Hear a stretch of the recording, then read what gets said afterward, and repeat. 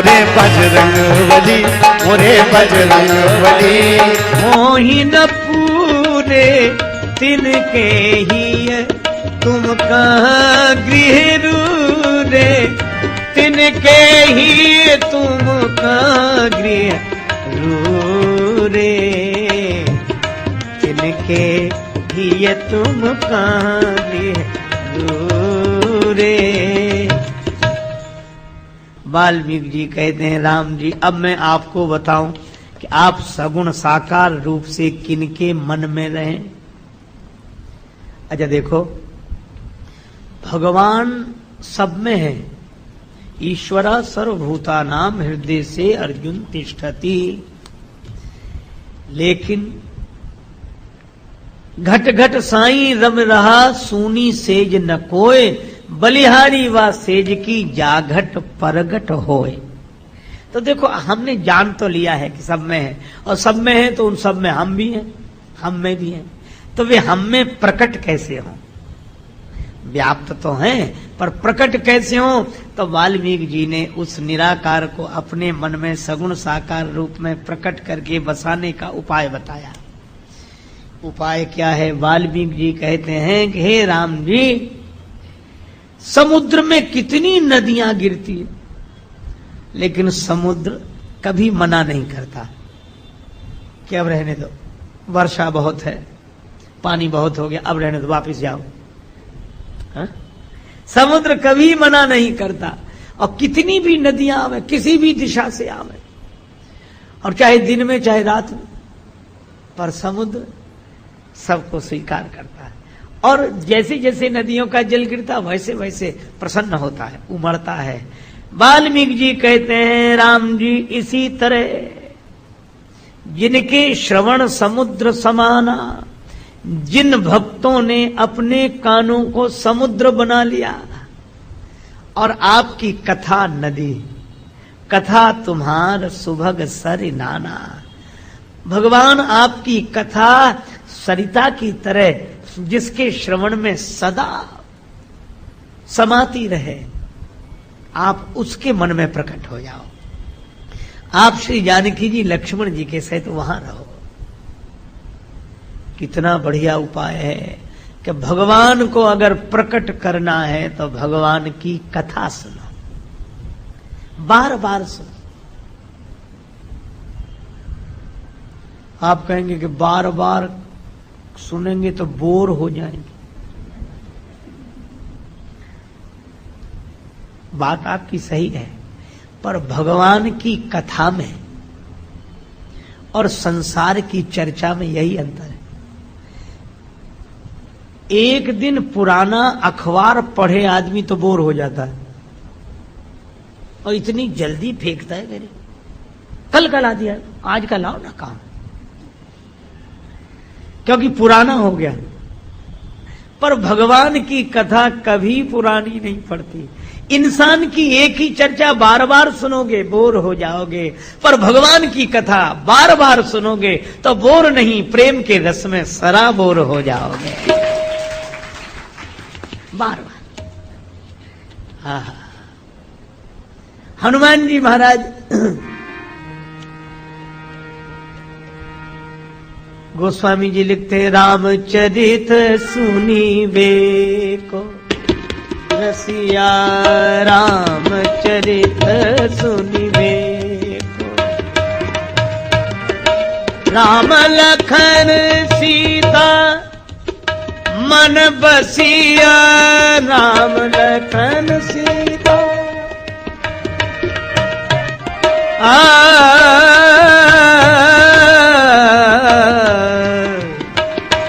राम लखन सीता,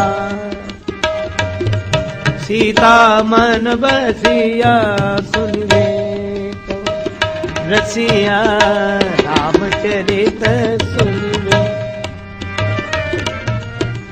रामचरित, रामचरित सुनवे, चरित सुनवे, चरित सुनवे। हनुमान जी निरंतर कथा सुनते हैं, और यही नहीं कि यही सुने, यत्र यत्र रघुनाथ कीर्तनम तत्र तत्र कृत मस्तकांजलिम वाष्पवारी परिपूर्ण लोचनम मारुतिम नमत राक्षसांतकम।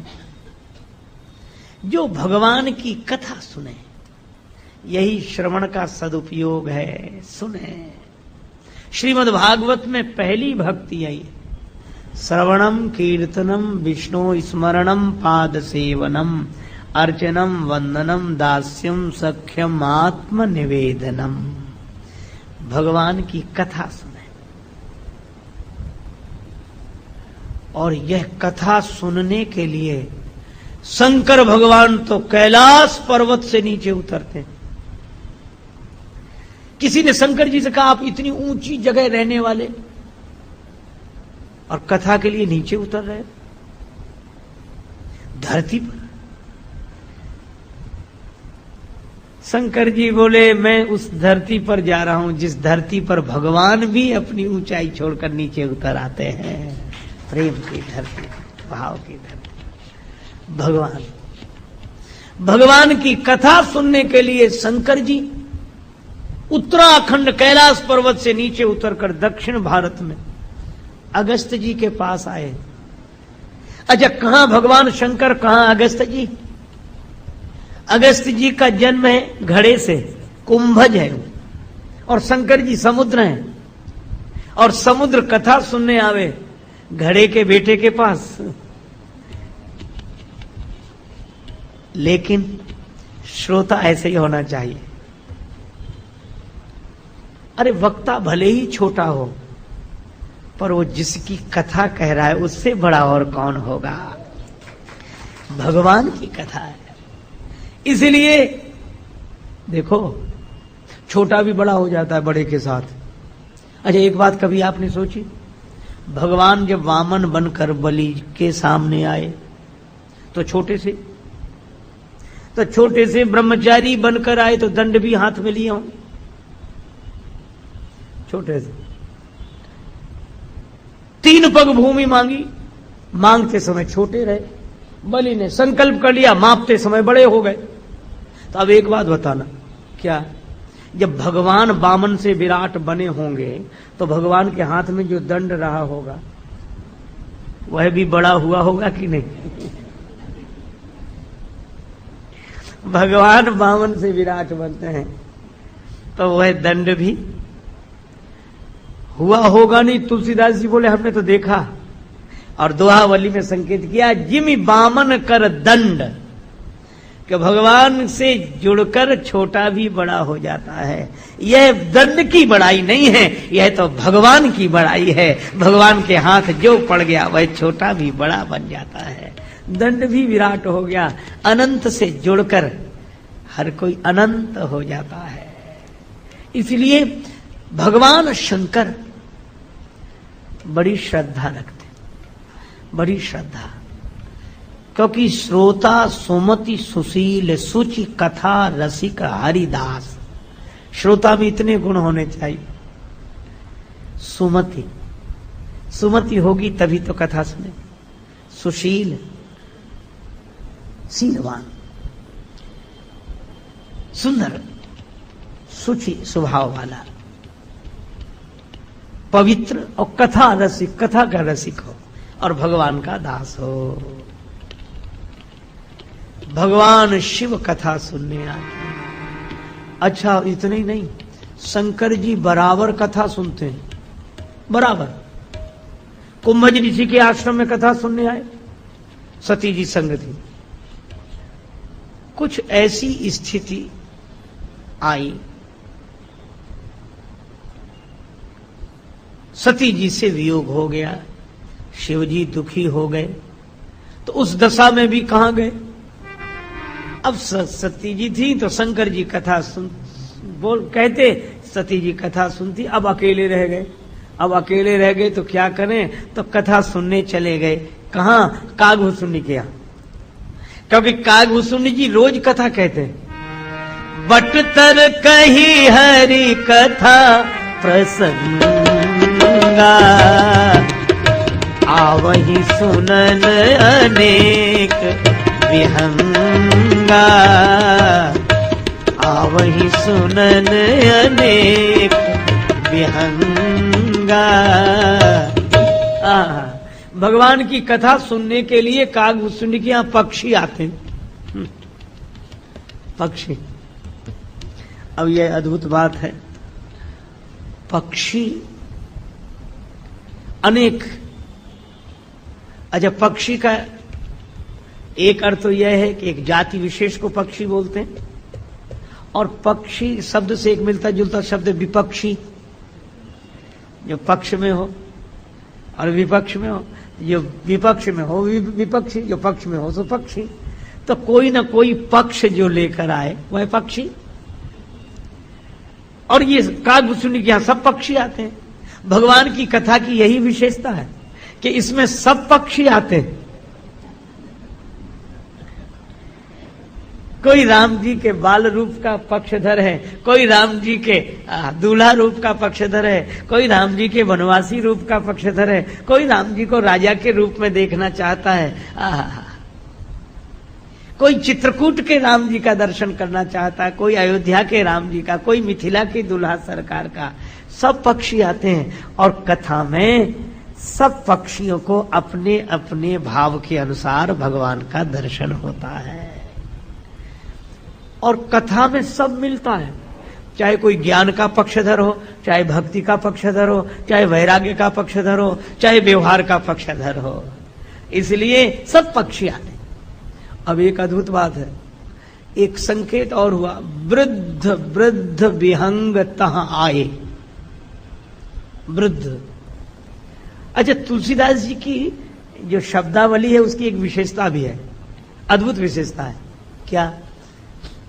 अगर वो वृद्धों का वर्णन करेंगे तो ऐसे शब्दों का प्रयोग करेंगे कि वो पंक्ति भी वृद्धों की चाल से ही चलती है।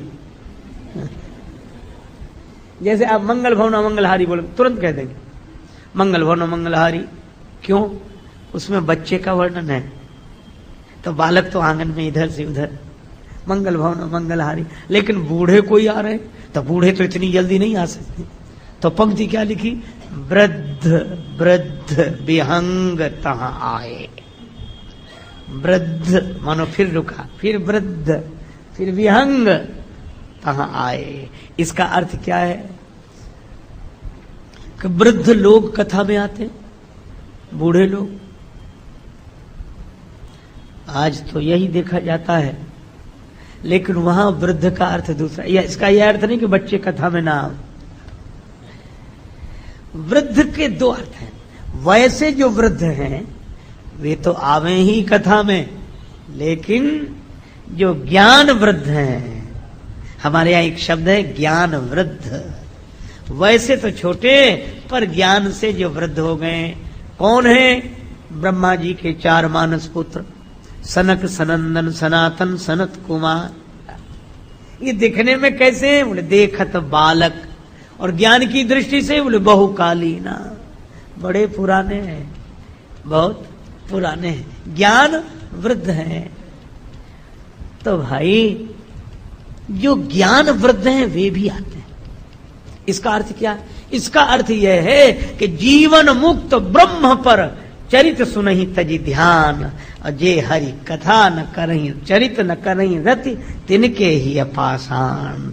जो जीवन मुक्त महात्मा है, ब्रह्म ज्ञानी महात्मा है, वे भी भगवान की कथा सुनने के लिए उत्सुक रहते हैं, जिनके श्रवण समुद्र समाना।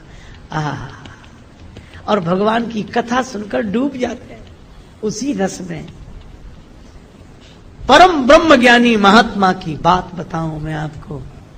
आचार्य श्री मधुसूदन सरस्वती जी अद्वैत वेदांत के ऐसे निष्ठावान तत्वदर्शी महात्मा के अनेकों जिनको अपना आदर्श मानते हैं, उन तत्वदर्शी अद्वैत निष्ठा संपन्न महात्मा मधुसूदन जी महाराज के नेत्रों में भी प्रेमाश्रु आंसू बरस रहे थे। आपकी आंखों में आंसू क्यों? बोले अद्वैत वीथी पथके उपास्या, स्वराज्य सिंहासन लब्ध दीक्षा, पर सठेन केनापि भयम हठेन दासी कृता गोप बधु बिटेन। बोले अद्वैत पथ के जो पथिक है मैं उनका उपास्य हूं, स्वरूप सिंहासन पर मेरा अधिकार है, मैं उसी निष्ठा में रहता हूं, लेकिन मुझ अद्वैतवादी का, मुझ आत्मा राम का चित्त भी किसी ने चुरा लिया। किसने? बोले गोपांगनाओं ने जिस कन्हैया को अपना दास बना रखा है प्रेम के कारण, उस नटखट नंद नंदन श्याम सुंदर ने हमारा भी चित्त चुरा लिया। और प्रेम में डूबे हुए आचार्य श्री मधुसूदन सरस्वती जी कहते हैं, कृष्णात् परम किमपि तत्व महम न जाने, श्री कृष्ण से परे कोई तत्व मैं नहीं जानता। यह प्रेम की दशा है, यह सचमुच भगवान श्री कृष्ण ने उद्धव को भेजा। देखो एक दिन की कथा, श्री कृष्ण के आंखों में आंसू। उद्धव बोले कन्हैया आपकी आंखों में भी आंसू। श्री कृष्ण बोले उद्धो मोहि ब्रज बिसरत नाही, उद्धो मोहि ब्रज बिसरत नाही।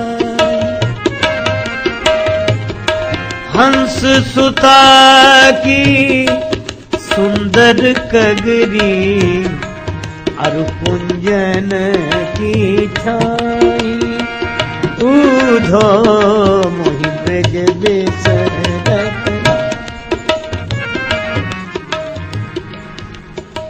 श्री कृष्ण बोले मुझे मत समझाओ, जिनके कारण ये आंसू बह रहे हैं उन्हें समझाओ। उद्धव बोले मैं जाऊंगा। भगवान श्री कृष्ण ने अपना रथ दिया, अपने वस्त्र दिए, जाओ।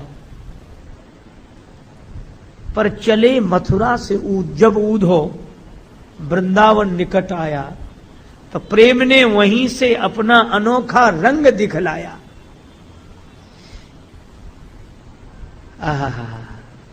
बिटप झुक झुक के कहते थे इधर आओ इधर आओ। पपिया पूछता था पी कहां है यह तो बतलाओ। नदी यमुना की धारा शब्द हरि हरि का सुनाती थी। भ्रमर गुंजार से बस यही आवाज आती थी, है प्रेम जगत में सार और कुछ सार नहीं। उलझ वस्त्रों में कांटे, करील कुंज के कांटे उद्धव के पीतांबर में उलझ गए। उलझ वस्त्रों में कांटे लगे उद्धव को समझाने, तुम्हारा ज्ञान पर्दा फाड़ देंगे प्रेम दीवाने। उद्धव गए और जो श्री राधिका जी का दर्शन किया, प्रभु की आह्लादनी शक्ति प्रेम मूर्ति राधिका जी का जो दर्शन किया, उद्धव तो समझाना भूल गए। और श्री राधिका जी ने बड़ी सुंदर बात कही, अद्वैतवादी हो ना? हाँ, एक बात पूछूं क्या? बोले जो हो अद्वैत के कायल तो फिर क्यों द्वैत लेते हो? भला खुद ब्रह्म होकर ब्रह्म को उपदेश देते हो। ये दूसरा है कहां? कौन किसे उपदेश दे रहा है? श्री राधिका जी के दर्शन से उद्धव प्रेमी बनकर लोग कहते हैं ज्ञानी उद्धव को भेजा। भगवान ने ज्ञानी उद्धव को नहीं भेजा, भक्ति का उपदेश लेने के लिए ज्ञानी को नहीं, ज्ञानाभिमानी को भेजा। ज्ञानी होना अच्छा है पर ज्ञानाभिमानी होना ठीक नहीं है। इसीलिए रामचरितमानस में कहा गया, ज्ञान मान जहां एक नाही, देखे ब्रह्म समान सब माही। अरे भाई, गोपियों ने कहा कि उद्धव जी उपदेश दे रहे हो आप सो ठीक है, लेकिन जगह कहीं हो तो हम रख लें। जोग कहां राखें रमे रोम रोम श्याम है। तुमको लगता है कि श्री कृष्ण वहां है, यहां नहीं। अरे नहीं नहीं, यहां तो श्याम श्याम नटत नटत राधा श्याम भई। फिर यूं पूछत सखियन सो राधा कहां गई। ये तो प्रेम की अनन्यता है, स्थिति है सचमुच। एक बार एक ब्रह्मज्ञानी थे, उन्होंने यही निश्चय किया था, मैं भी ब्रह्म तुम भी ब्रह्म सब ब्रह्म। अच्छी बात है, और बिल्कुल सही बात है, पर गड़बड़ी हो गई उनसे। एक बार ऐसे ही घूम रहे थे, महावत हाथी पर बैठा था, पर हाथी महावत के बस में नहीं रहा। तो महावत ने चिल्ला चिल्ला के कहा, भाग जाओ, हाथी हमारे काबू में नहीं है और कोई दुर्घटना हो सकती, भाग कर सुरक्षित जगह पहुंच जाओ। सब भागे। उनसे कहा कि तुम भी चलो। बोले हम क्यों भागे? कहा हाथी आ रहे। बोले ना, हाथी भी ब्रह्म, मैं भी ब्रह्म, ब्रह्म ब्रह्म को क्यों मारेगा? द्वैत है ही नहीं, वो भी ब्रह्म हम भी ब्रह्म। सब भाग गए, वो नहीं भागा। हाथी आया और जो सूंड में लपेटा उसे तो दूर फेंका, पत्थरों पर जाकर गिरे, हड्डी हड्डी टूट गई। गुरु कृपा थी, बच गए, यही बहुत था। गुरु जी के पास आए। गुरु जी बोले बेटा ये तुम्हारी दुर्दशा कैसे? बोले ज्ञान की वजह से। गुरु जी ने कहा ज्ञान के कारण तो दुर्दशा मिटती है, होती नहीं। बोले हमारी तो ज्ञान से ही हुई। कहा क्यों? बोले हाथी आ रहा था, सब भागे, हमने कहा कि हाथी भी ब्रह्म, मैं भी ब्रह्म। लेकिन गुरुजी एक बात समझ में नहीं आई, जब मैं भी ब्रह्म हाथी भी ब्रह्म तो द्वैत था नहीं, तो ब्रह्म ने ब्रह्म को उठाकर क्यों फेंक दिया? गुरुजी बोले बेटा तुम ज्ञानाभिमानी हो गए, ज्ञानी नहीं रह पाए। बोले क्या ज्ञान नहीं रहा मुझे? बोले एक बात बताओ, मैंने क्या कहा था? बोले सब में ब्रह्म को देखना, अपने में भी ब्रह्म को देखना। भगवान गुरुदेव आपने यही कहा था। गुरुजी बोले तो तुमने सब में देखा क्या? बोले हाँ सब में, हाथी में भी देखा और अपने में भी देखा। और बोले महावत चिल्ला चिल्ला के कह रहा था कि सामने से हट जाओ, हाथी कंट्रोल से हट जाओ, तो तुमने महावत की बात मानी? बोले नहीं मानी। बोले क्यों, क्या उसमें ब्रह्म नहीं था? उसमें नहीं था? बोले हाँ था। तो गुरुजी बोले यही तो गड़बड़ी हो गई, जब ब्रह्म ने ब्रह्म की बात नहीं मानी तो ब्रह्म ने ब्रह्म को उठाकर फेंक दिया। इसलिए भाई जब सब जगह ब्रह्म है, सब जगह परमात्मा है, तो स्वरूप में भी वही है और रूप में भी वही है और कथा भी उसी की है। इस भाव से भरकर उद्धव जी लौटे, ज्ञानाभिमानी बनकर गए थे, भक्त होकर लौटे। तो इसीलिए बड़े बड़े ज्ञानाभिमानियों का उपचार भगवान की कथा में होता है। और दूसरी बात, जो सचमुच ज्ञान निष्ठ महात्मा हैं वे भी भगवान की कथा के ऐसे रस लोलुप होते हैं कि शिवो हम भाव में रहने वालों की कौन कहे, स्वयं शिव जी ही कथा सुनने के लिए आ जाते हैं, जिनके श्रवण समुद्र समाना। तो शंकर जी भी कहते हैं कि कागभूषुंडी के यहाँ बहुत से पक्षी कथा सुन रहे थे, तो मैं भी पहुंच गया। तो पार्वती जी ने कहा कि जब आप पहुंचे होंगे तब तो कागभूषुंडी ने देखा होगा गुरु जी आए, तो उठे होंगे, स्वागत किया होगा, तो कथा में थोड़ा व्यवधान तो पड़ा होगा। शंकर जी बोले हम इस रूप में गए ही नहीं थे। क्यों? बोले जहां भगवान की महिमा का गायन हो रहा है वहां अपने सम्मान के लिए कौन व्यवधान उपस्थित करे। तो हमने सोचा कि श्रोताओं में ही जैसे श्रोता बैठे वैसे ही बनकर बैठ जाए। तो आपने क्या किया? शंकर जी बोले हम भी पक्षी बन गए। कागभूषुंडी कथा कह रहे थे, अच्छा तो आप पक्षी बन गए? हाँ। कौन से पक्षी बने आप? शिव जी कहते पुनि कछु काल मराल तन धरिता कीन निवास, सादर सुन रघुपति चरित्र पुनि आयेऊ कैलाश। भगवान शिव कहते हैं कि मैं हंस बनकर वहां रहा। कितनी अद्भुत बात है। कथा कौन कह रहा है? कागभूषुंडी जी। और कागभूषुंडी है कौआ के रूप में और शंकर जी बने हंस के रूप में। कई लोग कहते हैं कि उनकी कथा में वो पता नहीं क्या हो, पर रामायण यह उपदेश देती है कि कथा कहने वाला भले ही कौआ क्यों ना हो, आप तो हंस बनकर सार सार ग्रहण कर लीजिए, हंस की वृत्ति से। लेकिन कागभूसुंडी को कौआ मत समझ लेना। कागभूसुंडी कौए के रूप में दिखाई दे रहे हैं, फिर वे कौआ नहीं है। मधुर वचन तब बोले वो कागा। अच्छा, कागभूसुंडी जी चाहते तो अपना रूप बदल सकते थे, पर नहीं बदला। किसी ने पूछा कि आपको ये रूप क्यों अच्छा लगा? ये तो श्राप दिया था, तो आप परिवर्तन कर सकते थे। कागभूसुंडी जी बोले, देखो, जिससे किसी का कोई स्वार्थ होता है उसका साथ छोड़ता नहीं। मेरा भी शरीर से स्वार्थ है। यही तन राम भगति उर्जामी, ताते मोहि परम प्रिय स्वामी। इस शरीर में मुझे भगवान राम की भक्ति मिल गई, इसलिए शरीर भी मुझे प्रिय है। और दूसरी बात, मुझे ये कौआ बना रहना ठीक लगा। क्यों? बोले, हम भक्त होकर भगवान को पाने की बात करते थे और हमें समझाने वाले मिलते थे।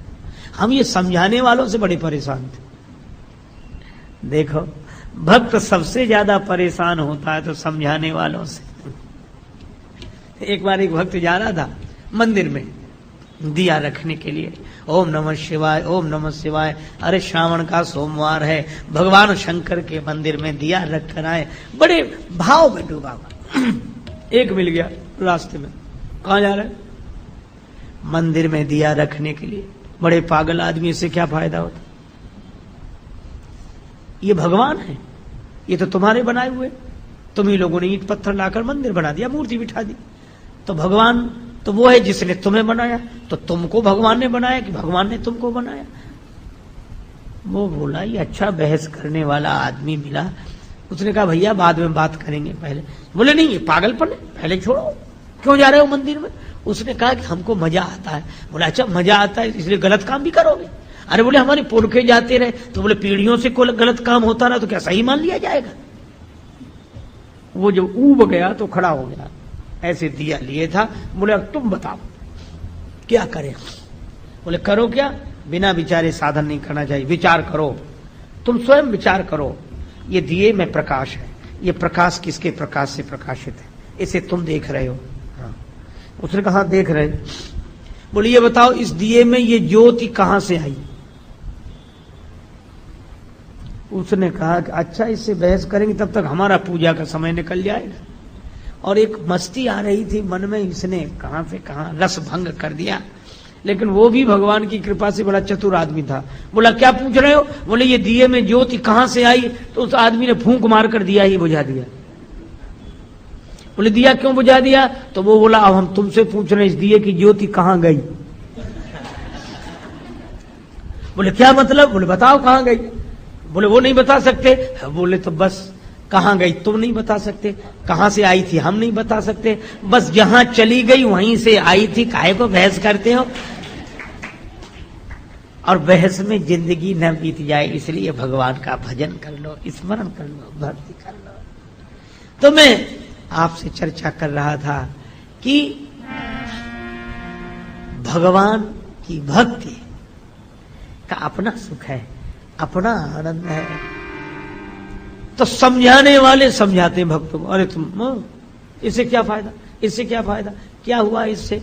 न खुद भजन करे न दूसरे को करने दें। तो कागभूसुंडी जी बोले कि हम भी समझाने वालों से बड़े परेशान थे। इसीलिए एक कवि ने कहा कि चैन आए तो कैसे आए किसी दीवाने को, एक जाता है तो 10 आते हैं समझाने को। तो समझाने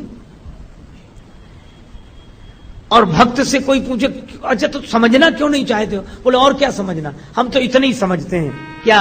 और समझ नहीं हमें चाहिए, हमको इतनी समझ भली, ठाकुर हमरे अवध बिहारी, ठकुराइन श्री जनक लली। वह इतनी समझ अच्छी हमारे राम जी और हमारी जानकी माता और हम उनके। आहा आहा, ठाकुर नंद किशोर हमारे, ठकुराइन राधासी, प्रभु कब हुई है ब्रजवासी।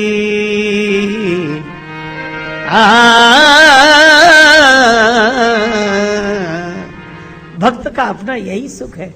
एक उर्दू के कवि ने कहा, उल्फत की अगर रुदाद सुनो तो मेरा फसाना काफी है, हाँ जिक्रे जफाए दोस्त नहीं बेदाद जमाना काफी है। इस दौरे जुनू में अपना पता हम इसके सिवा क्या बतलाएं, एक नक्शे कदम सजदों के निशान बस इतना ठिकाना काफी है।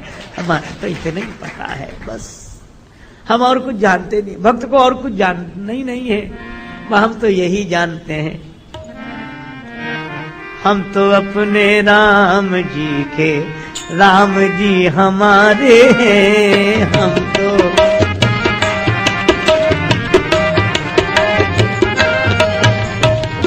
राम जी हमारे सीता राम जी हमारे हैं। राम जी हमारे सीता राम जी हमारे हैं। हम तो अपने राम जी के राम जी हमारे हैं। हम तो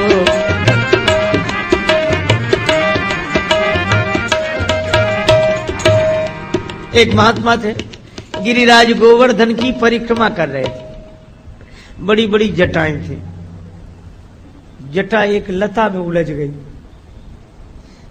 लता में उलझ गई जटा, महात्मा वहीं खड़े रहे। एक ने कहा कि बाबा ये सुलझाओ और आगे चलो। बाबा बोले हमने तो उलझाई नहीं, तो हम क्यों सुलझाएं, जिसने उलझाई वही सुलझाए। और लोग आए कि हम सुलझाते, बोले खबरदार तुमने उलझाई नहीं, सुलझाने वाले कौन तुम। खड़े रहे, कई दिन खड़े रहे, जा ही नहीं। तब भगवान श्री कृष्ण से नहीं रहा गया, प्रकट हो गए, बोले ला बाबा हम सुलझाए दें, हम नहीं उलझाई, हम सुलझाए। तो बाबा समझ गए, मन ही मन बड़े खुश हुए श्री कृष्ण भगवान। लेकिन बोले तुम हो कौन। श्री कृष्ण बोले हमें नहीं भजना, हम ही श्री कृष्ण हैं, हम नहीं जिनका तुम भजन करते हो। बोले हमने तो तुम्हें पहले कभी देखा नहीं, हम कैसे माने कि तुम श्री कृष्ण। भगवान बोले अब हमको भी हमारी पहचान देने के लिए कोई प्रमाण देना पड़ेगा। बोले बिल्कुल। बोले किसके कहने से मानोगे। बाबा अपनी मस्ती बोले श्री राधा रानी कह दें कि आप हो तो मान जाएंगे। श्री कृष्ण के और भगवान श्री कृष्ण ने कहा अच्छा बाबा तुम्हारी बात भी ठीक है। श्री राधिका जी प्रकट हुई, राधिका जी बोली बाबा यही कन्हैया है श्याम सुंदर श्री कृष्ण। बाबा के नेत्रों से प्रेमाश्रु बहने लगे और बोले जान तो मैं पहले ही गया था, जान तो पहले ही गया था। बोले फिर इनको परेशान क्यों किया। बोले फिर आपका दर्शन कैसे इनके साथ होता है, इसलिए कहा था ये। देखो भक्तों का अपना संसार है। सचमुच भक्तों को जो सुख मिलता है वो उस सुख के आगे सारे सुख तुच्छ है, परमानंद की प्राप्ति होती है। इसलिए काकभूषण जी कहते हैं कि हमको समझाते थे लोग, तो मैं समझाने वालों से परेशान हो गया। तो फिर क्या हुआ। बोले तब तक लोमस जी ने मुझे श्राप दे दिया, वह श्राप मेरे लिए वरदान बन गया। कहा क्यों।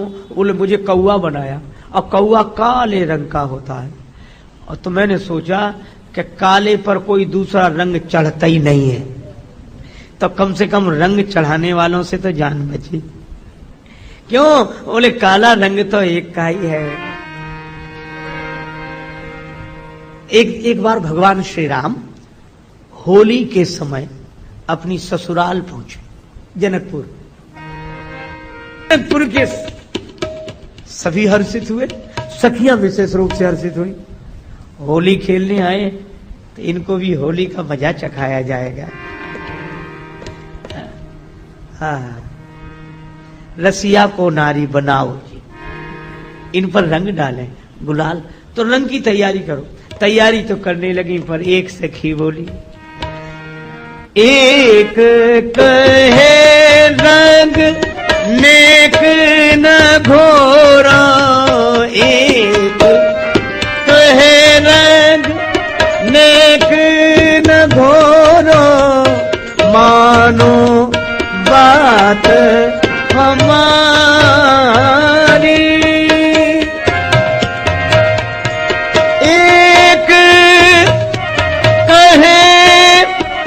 रंग नेक न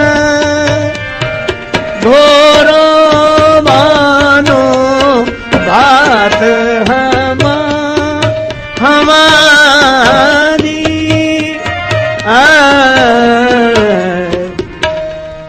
क्यों? बोले कोई रंग मत घोलो, कोई तैयारी मत करो। इन पे न कौन हूँ रंग चढ़ेगो, इन पे न कौन हूँ रंग चढ़ेगो। इनकी सूरत कारी, इनकी सूरत कारी सखी मानो बात हमारी। होरी खेलन ससुरा, होरी खेलन ससुरा। इन पर रंग नहीं चढ़ेगा। भगवान पर कोई उसावले कन्हैया काला है, राम जी साहब, इन पर कोई रंग नहीं चढ़ेगा। बात तो सही है, लेकिन एक सखी ने कहा इन पर भी रंग चढ़ता है। किसका? कहे श्याम पे दूजो न रंग चढ़े, पर श्याम पे रंग चढ़ो गोरी को। किसका? देखो, छोटे से कन्हैया, छोटी सी राधा रानी मैया यशोदा के आंगन में एक बार खेलने आए। थक गए तो मैया ने दोनों को पास सुला लिया।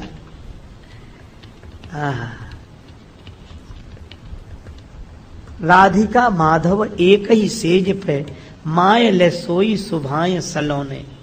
पारे महाकवि कान को मध्य में, राधे कहें यह बात न होने। राधिका जी उठकर बैठ गई। मैं नहीं सोऊंगी। क्यों?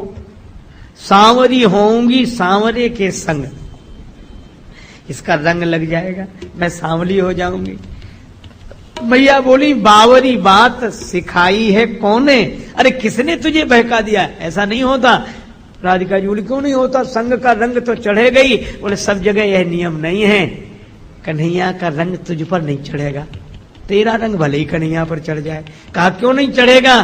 बोले ये सांवला है और तू गोरी है, तो एक बात बताऊं क्या? सोने को रंग कसौटी लगे, पे कसौटी को रंग लगे नहीं सोने। कसौटी सांवली है और सचमुच भगवान पर भी भक्ति का रंग चढ़ जाता है। सचमुच भक्त जो भक्ति के रंग में सराबोर हैं, भगवान के रंग में रंगे हुए हैं, उन पर किसी का रंग नहीं चढ़ता। तो हम भगवान के रंग में कैसे रंगेंगे? एक ही उपाय है, जिनके श्रवण समुद्र समाना, कथा तुम्हारे सुभग सरिनाना। भरहि निरंतर होहि न पूरे, तिनके ही तुम कहाँ गृह रूरे। भगवान की कथा निरंतर सुनने वाले भगवान के रंग में रंग जाते हैं। और स्वरूप से तो भगवान सदा उनके अंतर में अंतर्यामी बनकर बैठे थे, पर कथा सुनने वालों के मन में भगवान स्वरूप से नहीं रूप से प्रकट हो जाते हैं।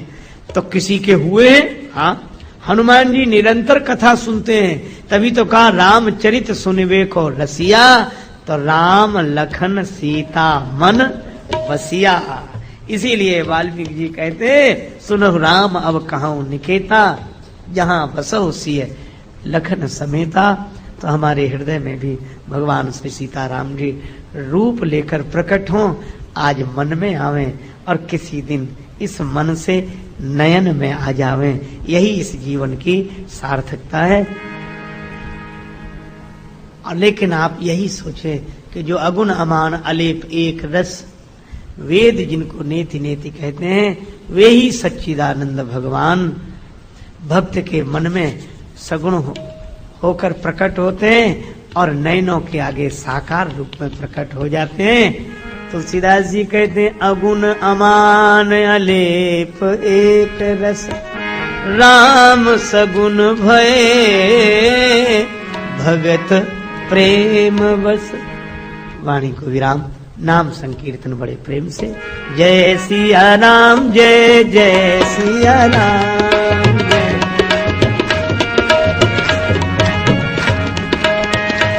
सिया राम, जय जय सिया राम।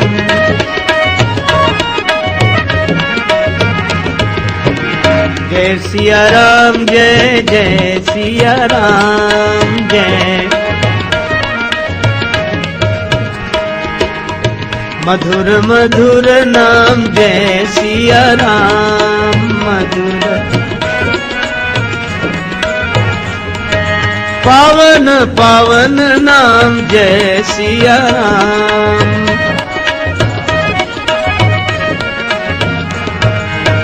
जय सिया राम, जय जय सिया राम, जय सिया राम, जय जय सिया राम, जय जय सिया राम, जय जय सिया राम, सिया राम, सिया राम, सिया राम। सच्चिदानंद भगवान की, सब संतन की जय, सब भक्तन की जय। जय जय श्री सीताराम, जय जय श्री राधे श्याम। नमः पार्वती पतये, हर हर महादेव। गाए जा निरंतर श्री राम जानकी का जस। राम नाम मंत्र नित्य वाणी को जपाए जा।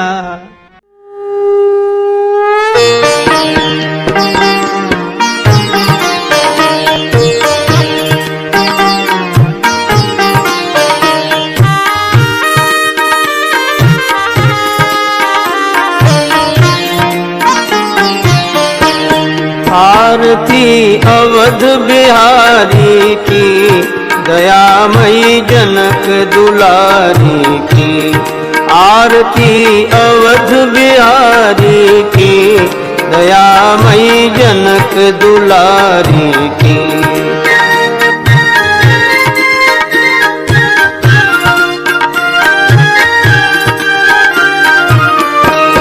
सिंहासन सोहे युगल सरकार, परस्पर हंसी हेरत हर बार।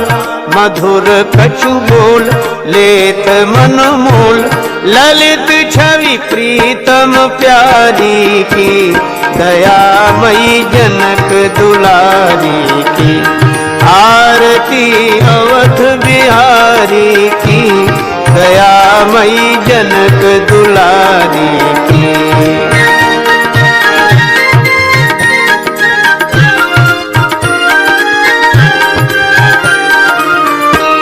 पलोटत पाए अंजनी लाल, निरख पद पंकज होत निहाल। कहत रघुराई धन्य शिवकाई, पवन सुत गिरिवर धारी की। दयामयी जनक दुलारी की। आरती अवध बिहारी की, दयामयी जनक दुलारी की।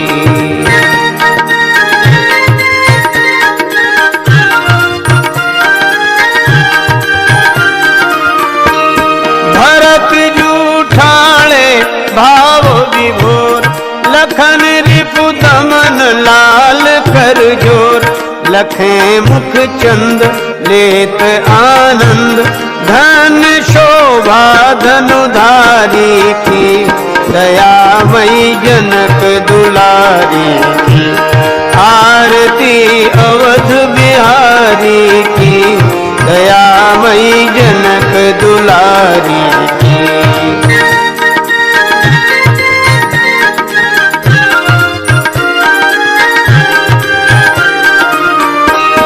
आरती जो कोई जन गावे, प्रभो पद प्रेम अवश्य पावे। शरण राजेश द्रवे अवधेश, बोलिए जय भयहारी की। दयामयी जनक दुलारी की। आरती अवध बिहारी की, दयामयी जनक दुलारी की। आरती अवध बिहारी की, दयामयी जनक दुलारी की। दयामयी जनक दुलारी।